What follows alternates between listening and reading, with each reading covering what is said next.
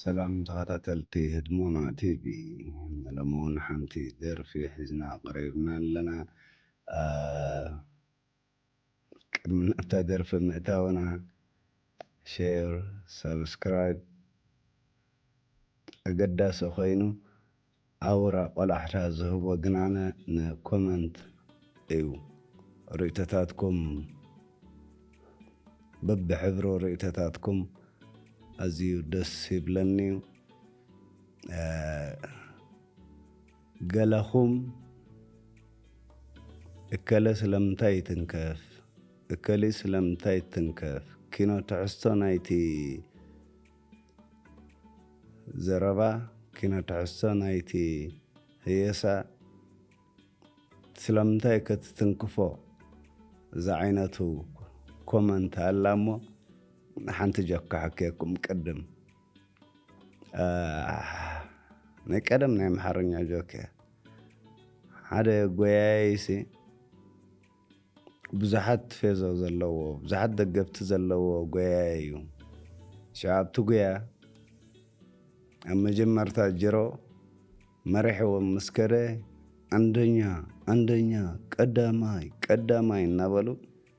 ከጣቕዕሉ ጀሚሮም ኣብ ካልኣይ ጅሮ ኣብ ማእኸል ኣትዩ ዘልሓጥ ኢሉ ማለት እዩ። ነገር ትፌዞ ግን ዘልሓጥ ኢሉ ክብሉ ኣይደለዩን። ዓጅቦሞ እናበሉ ጣቂዖም ቀፂሎም ኣብ መወዳእታ ሳልሳይ ጅሮ ድሕሪት ተሪፉ ናይ ነገር ደገፍቲ ከብኪብዎም ኣትዩ እናበሉ ኣጣቂዖምሎ ተሳዒሩ እኮ ደኺሙ ድሓን ደኺሙ ክብልዎ ግን ኣይደለዩን። በታ ሓንቲ ግዜ ብቐዳማይ ዝፈልጥዎ ንዓ ብኣ ደገፍቲ ምስ ኮኑ ጥራሕ ድሕሪት ምስ ኣተወ ከዓ ብፖዚቲቭ ገልፅዎ ፈቲኖም ከብኪብዎም ኣትዩ እናበሉ ኣብ ስነ ጥበብ ኣይዋፃእናን ከምዚ ዓይነት ጣቂዒት። እንተ ደኺሙ እዩ ደኺምካ ኣለኻ ኣብ ኔክስት ሕይል ኢልካ ምፀና ኢኻ ክትብሎ ዘለካ። ኩሉ ግዜ ዝደጋግማ ናይ ሕብረተሰብና ምስል ኣላ ዝንእደካ የፅድፈካ ዝነቕፈካ የድሕነካ። ጣቂዒት ተበዚሒው ናብ ፀጥፊ እውን ይመርሕ እዩ። መዓዝ ተጣቕዕ መዓዝከ ንዓ ትፀድፍ ኣለኻ ንዓ ተመለስ ትብሎ ግድን ኣይኮነን። ሓንሳብ ስለ ዘጠቓዕኻሉ እናደኸመ ወላ እናፀደፈ ወላ ከተጠቓዓሉ ዝና ክተጥረዮ ይቐልል እዩ።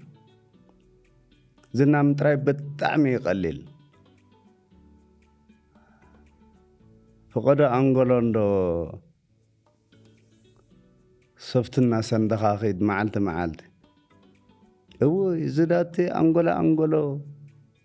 ፅርግያ ዘረስሕ እንዲ ተባሂልካ ኣብ ከተማ ሙሉእ ክትፍለጥ ትኽእል ኢኻ። ኣብ ጥበብ ብፅባቐ ዘጥረኻዮ ዝና ከመይ ኢኻ ትዕቅቦ? ግን ፅባቐኻ ሓሊኻ ክብርታት ሓሊኻ ፖዚቲቭ ፅልዋኻ ሓሊኻ ክትዕቅቦ ትኽእል ዶ እዩ? ኣይዓቀብካያን ንዓ ትደኽመና ኣለኻ እሞ እንታይዳ ኾንካ ለንቀነሲ ኣብቲ ቕፅልሲ ከም ዝባ ግበር ኢኻ ክትብሎ ዘለካ። ሕጂ ስምዒታዊ ዝኾነ ሓደ ኣነ ምስ ደረፍቲ ተዛሪበ ይፈልጥን እየ ምስ ገጠምቲ ዝዛረብ ነቲ ገጣማይሲ እዚኣ ፅብቕቲ ግን ፅባሕኻ ካብዚኣ ምእታን ክትፅብቕሲ ኣነ ከምዚ ርእይቶ ኣለኒ። ህየሳ ማለት ኩልና ክንፈልጦ ዘለና ውሽጣ ከይተዛረብና ፀሃያይ ማለት ትፅሂ ኢኻ ኣነ ክፅሂ እምበር ዘራእቲ ክመንቆስ ተበጊሰ ይፈልጥን እየ ስለምንታይ ግራተይ ፀሂኻለይ ዝብል ኮራይ እንተመፂ ግን ኖ እቲ ዘርኢ ናትካ እቲ ግራት ናይ ሓፋሽ እዩ ምክንያቱ ሓንደርፍኻ ናብ እዝኒ ሓፋሽ ክስንድዋ ከለኻ ኦኬ ዘርኢ ናትካ እዩ እቲ ውፅኢት ሽዑ ናይ ሓፋሽ ጉዳይ እዩ ዝኸውን ናትካ ይኮነትን ሂብካ ኢኻ ነቲ ሓፋሽ ከዓ በብናቱ ርእቶ ክህብቶ ኮይኑ በብናቱ ክፅህያ ነታ ግራት መሰል እዩ ወይ ጉቡእ እዩ ምታን ዝያዳ ውፅኢት ክርከባ ኣነ ክፅሂ ከለኹ ዝያዳ ውፅኢት ንምርካብ እምበር ዘራእቲ ሰብ ኣይረግፅን እየ ዘራእቲ ሰብ ኣይምሖን እየ ከምኡ ክገብር ኢለ ኣይብገስን እየ ክፅሂ ኢለ እየ ዝብገስ ንሓንሳብ ከዓ እዚ ዓይነት ዘርእስ ኣብዛ ዓይነት ግራት እንተዝዝራእ ኢልካ እውን ርእቶ ውሃብ እዩ ኣብ ሓንቲ ረቃቕ መሬት ድንሽ ክዘርእ ተርእየስ እዚኣ ስንጣጢዕ ተዝዘርአ እዚኣ ግራት እንጣጢዕ ወይ ኣብ ሓደ ሽዕበት ኣብ ሓደ ልሙዕ መሬት እንጣጢዕ ተዘርዩ ዝያዳ ስገም እምበር ዝያዳ እቶት እንተረኽባ እንጣጢዕ ዳ ኣብቲ ርቕቕ ዝበለ ክዘርኦ ትኽእል እንዲኻ ኢልካ እውን ርእቶ ውሃብ እዩ መወዳእትኡ ዝበለፀ ምህርቲ ንምርካብ እዩ እቲ ዕላማ ናይ ትፌዞ ጉዳይ ናይ ፅልኢ ጉዳይ ገለ ዝበሃል የለን ውፅኢት ዝያዳ ውፅኢት ነታ ፅብቕቲ ፅባሕኻ ካብዚ ምታን እፀበቐት ክትከውንሲ ንዓመታ ከዓ ከምዚ ተዘርአ ኢልካ ርእቶ ይወሃብ እዩ እንተዳ ኣፍሉጣ ሃሌካ እምበር ነታ ግራት ንምድኻም ነቲ ዘረኣይ ንምድኻም ዝበሃል ርእቶ የለን ምስ ሙሉእ ኣኽብሮት ነቶም ናይ ደገፍ ኮመንት ትህቡ ኣነ ናይ ኩሉ ሰብ ደጋፊ ናይ ዝኾነ ሰብ ክዕንቅፅ ኣይኮንኩን ናይ ቆየቓ መልሲ ኮንኩን ዝህበኩም ዘለኹ ሕጂ እውን ርእቶኹም ከይተቋርለይ ኮመንት ዝያዳ ክብሪ ዝህቦ ነገር እዩ ኮመንትኩም ቀፅሉ ናይ ፅልእን ናይ ፍቕርን ትበሃል ነገር ገዲፍና ማለት እዩ ስለ ዘፍቀርካዮ ደጋፊ ስለ ዝኾንካ ድኽም ተይልካ ኣይ ለሙስ ከምታ ዝሓለፈት ካሴትካ ይኮነትን ከምታ ዝሓለፈት ኣልበምካ ይኮነትን ከምታ ዝሓለፈት ምፅል ክፍ ዘለዋ ይኮነትን ክትብሎ ኣለካ ምታን ፅባሕ ዝሓሸ ሒዘልካ ክመፅእ ንኸይድ ናብ ናይ ሎሚ ደርፍና ኣይተኸኣለን ትብል ናይ ሽሻይ ሽመንዲ ግጥምያ ናይ ቆርጫጭ ደርፊ ማለት እዩ ኣብዚ እቲ ኣርእስታ ኣይተኸኣለን ትብል ትበቃዕ ዶ ይትበቅዕ ነቲ ትሕዝቶ ቅድምቲ ትሕዝቶ ንረአዮ ግን ታርእስቲ ንባዕላ ገለ ትዕድመከ እንታይ ዘይተኸኣለ ናብራ ዲ ዘይተኸኣለ ስደት ዲ ዘይተኸኣለ ፍቕሪ ዲ ዘይተኸኣለ ሓዘን ዲ ዘይተኸኣለ ናፍቖት ዲ ዘይተኸኣለ ገለ ኣብ ምባልሲ ትዕድመከ ንኽትሰምዓ እንታይ ዳ ተረኺቡ እንታይ እቲ ዘይተኸኣለ ንኽትብል ፃውዒት ትገብረልካ እያ ምስ ትሕዝቶ ከይድን ኣይከይድን ትትሕዝቶ ቅድም ኣብዚ ግጥሚ ዘለው ክልተ ገፀ ባህርያት ኣለው ፍቑራት እዮም أتي أفكاري تودي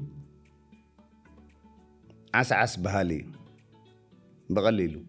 شغيو دس زبلو نساخة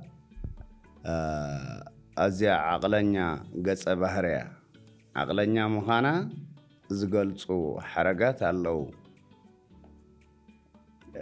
أب مأتوي كل جزء أنفت كبكالو الزربا بلون فغري زبا هريسي ما تحزسين كله قال اللو قال شغل زفتو ولو زهد زي مسل ندير حنينو ما عندي زخون كوينات تأملو ملس قمت ليبل تايما فليت قالو اوكي نتصرتي أبزي انتايل الله بهرياتو شغيو سلامنتاي قلا إلو ترح قليت والله يقلت خون سلامنتاي سعوها يتعس شغيف تولو يتعس أبزي أنا قرنا الله مأتوي حتى لنا حجي سلامتاي شغيو زفتو بخما يخز تعس زين كمل سالنا خنصبينا سمع خلنا أبكالا ما بيت قال اللمبر قالي عسعس زبلني بقطع عريقو سماي سقلني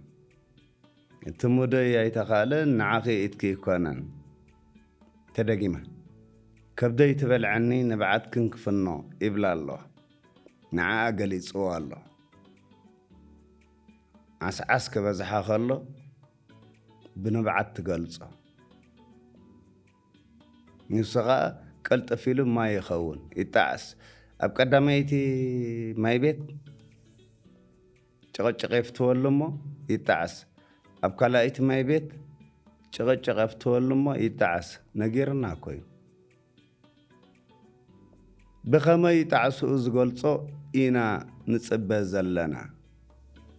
نخيد حفحف قبل كبدخي خچنقي يسألو بتعسى يزل الله أبتغم تنبعنا غيرنا كتشنا سألو ما يتعس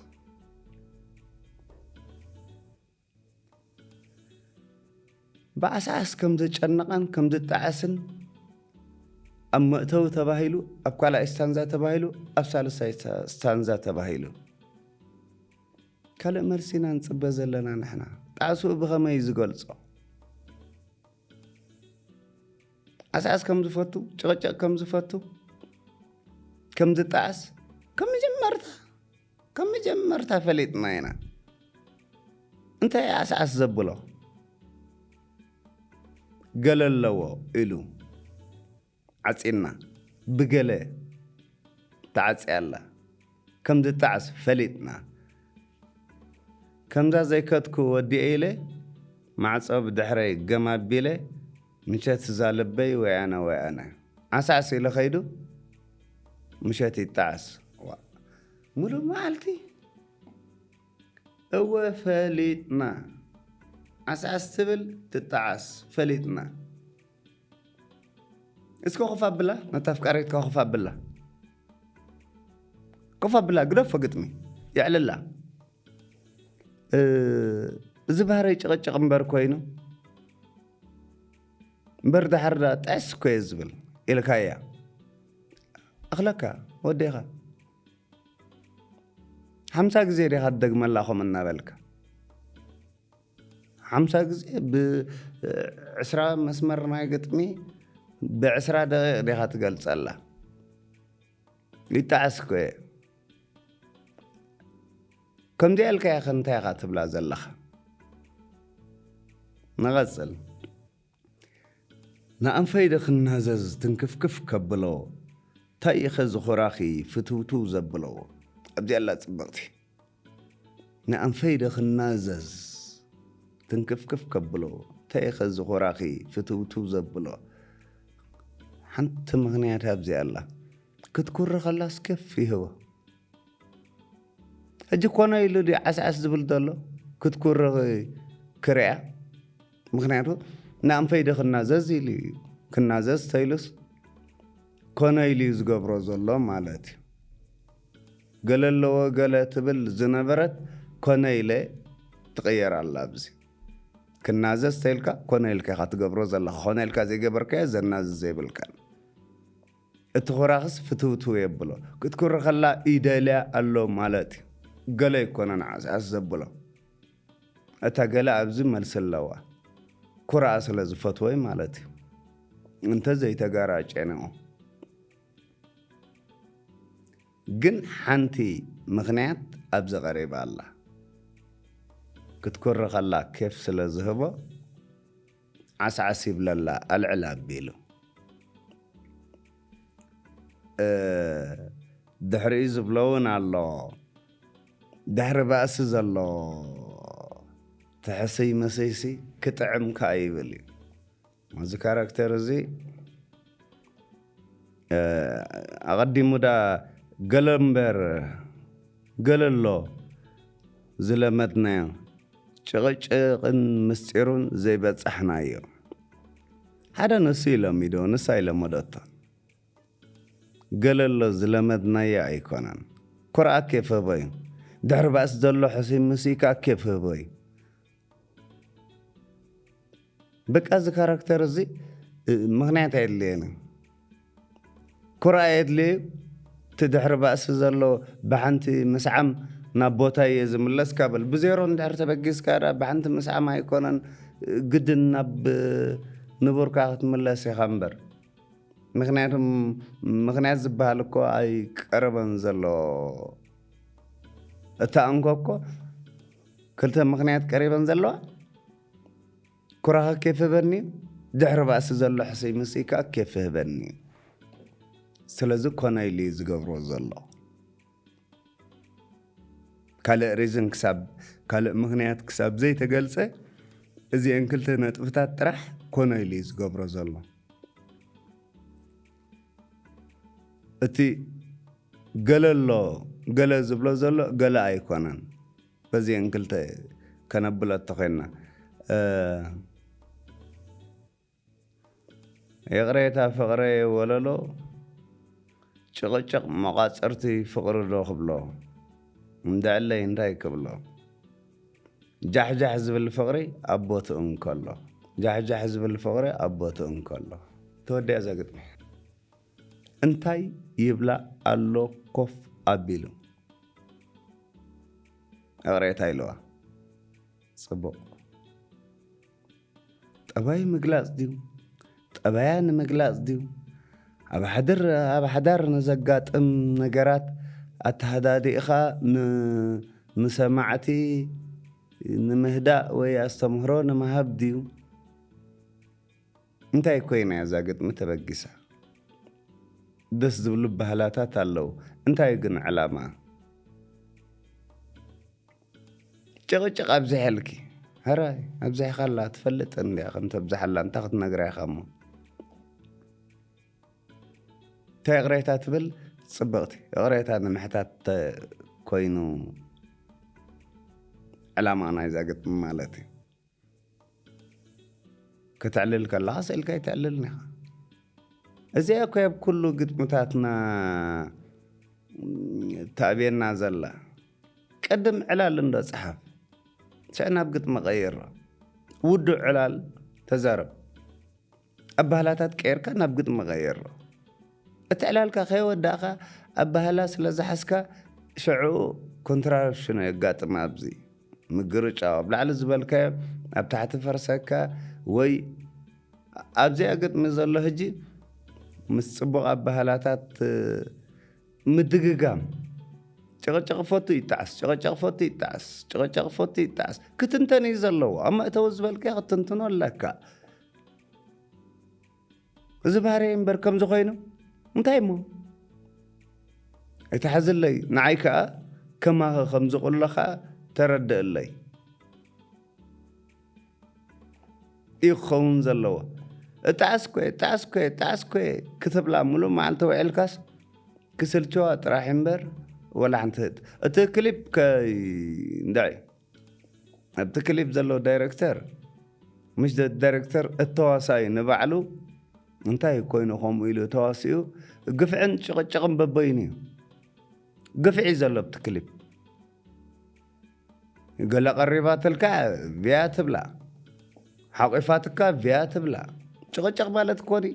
ብንእሽቶ ነገራት ኣተዓባቢኻ ምሕራቕ ወይ ምቁያቕ ማለት እዩ ወይን ቀሪባትለይ ቪያ ዝብላ እንተኾይነ እዚ ጭቕጭቕ ኣይኮነን ግፍዒ እዚ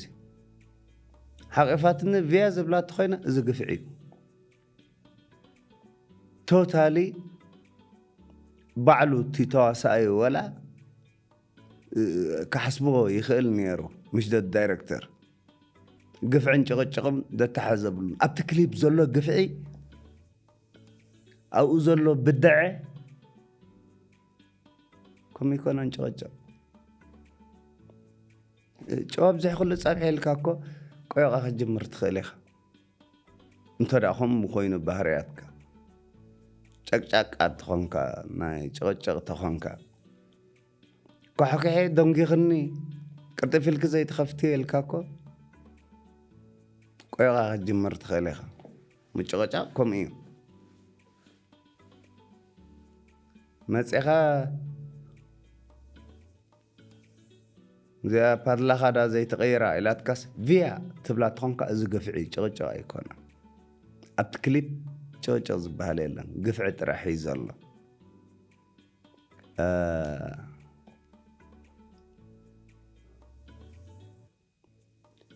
انتاي نموخان تصحيفات تاقد مجمرتو اتا حدا يتزازمن ايتزازمن فقري يابوتو انكلو جحجح زبل فقري بوتو انكلو الوس ودي امو انتاي بلالو ويكابا انتاي ملسي يصبالو انا خم انتو خوين بحرية ريسي نسبيتي انتاي بلا بلنلو بتاقت مغيركو قال خلب مني اللو وي كنقفني اللو شاق كبلني مو بعلي كرمولو امبر انا ጨቕጫቃ يتعسي خا الكاس سقط الكاس تقايكم تخيتكم تعسا خا لو منال بات زيا زحشت مساج كتكون تخل بحفشو صبغت قط من ده ريزنس مغرب بن مززامن جن مدليا نيرو يغني لنا شيشاي شمندي زياماي برغت أوبا مكال بحفشة تصبغت الصراحة لعل زخت تصبغ قن